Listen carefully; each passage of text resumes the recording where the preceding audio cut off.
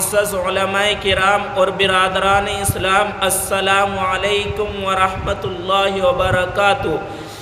میرے بھائیوں، پیارے حبیب صلی اللہ علیہ وسلم کی یہ حدیث جو پڑھی گئی ہے، من صمت نجا، کہ جو خاموش رہا، جس نے خاموشی اختیار کی تو اس نے نجات پائی، اس نے کامیابی کو حاصل کر لیا۔ دوستو، اللہ تعالیٰ کی عطا کردہ بے شمار نعمتیں ہیں، اور بے شمار نعمتوں سے اللہ تعالیٰ نے ہم کو نوازا ہے۔ ان میں سے ایک نعمت زبان ہے، جو بہت بڑی اللہ تعالیٰ کی نعمت ہے۔ دیکھنے میں ایک چھوٹا سا ٹکڑا معلوم ہوتا ہے، مگر یہ چھوٹا سا ٹکڑا اتنا اہمیت، اتنی قدر اور اتنے کمالات کا مالک ہے کہ اللہ تعالیٰ نے اس کے اندر اپنے جذبات اور احساسات اور اپنے دل کی باتوں کو دوسروں کے سامنے بیان کر سکے۔ اور اگر یہ ٹکڑا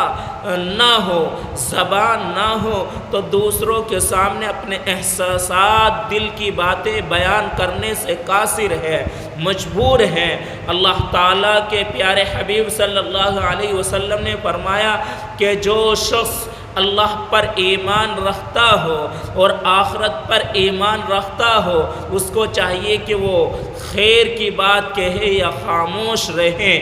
جس میں انسانی میں زبان کی اہمیت ایسی ہے کہ جب تک وہ درست اور صحیح سالم کام کرتی رہتی ہیں تو تمام اعضاء بھی صحیح سالم رہتے ہیں، اور اگر زبان میں ادنا فساد پیدا ہو جاتا ہے، خرابی پیدا ہو جاتی ہے، تو پورے اعضائے جسمانی کو اس کی سزا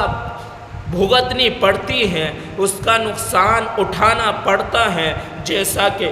ایک انجن ہے کہ اگر اس کے تمام پرزے کام کر رہے ہیں تو وہ انجن صحیح سالم کام کرتا رہتا ہے، اور اگر اس کا ایک پرزہ بھی خراب ہو گیا تو اس انجن کو پھر ٹھیک کرانے کی، اس کو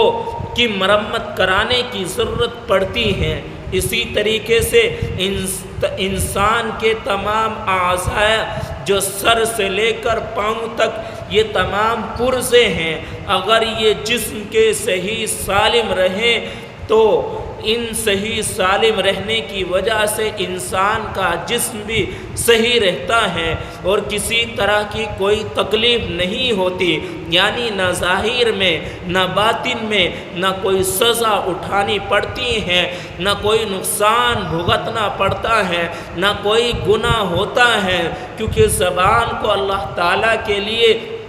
بولنے کے لیے تیار کر لیا ہے کہ اگر بولنا ہے تو خیر کی بات، اگر نہیں تو خاموش رہنا ہے۔ تو میرے بھائیو، اللہ تعالیٰ کی اس نعمت کی قدر کر کے اپنی زندگی کو، اپنی لائف کو آگے کے لیے سوچیں اور سمجھیں، اور زبان کو کنٹرول رکھنا بہت ہی ضروری ہے۔ رسول اللہ صلی اللہ علیہ وسلم اپنی زبان کو پکڑ کر کہتے تھے، زبان اللہ تعالیٰ سے ڈر، اگر تو ٹیڑھی ہو گئی تو پورا جسم ٹیڑھا ہو جائے گا، یعنی اگر تو نے غلطی کی تو سزا جسم کو بھگتنی پڑے گی اور ڈنڈے جسم پر پڑیں گے، اور اگر تو نے غلط بولا اور گناہ ہوئے تو پورے جسم کو سزا ملے گی۔ میرے بھائیو، حدیث پاک میں آتا ہے کہ تمام اعضاء صبح کے وقت میں انسان کے تمام اعضاء زبان کے سامنے عاجزی اور انکساری کرتے ہیں اور کہتے ہیں، اے زبان تو صحیح سلامت رہنا، اگر تو نے گڑبڑی کی تو تیری گڑبڑی کرنا، تیرا ٹیڑھا پن ہو جانا، تیرا غلط چلنا اور تیرا غلط بولنا، یہ ہمیں اس کی سزا ملے گی۔ یعنی زبان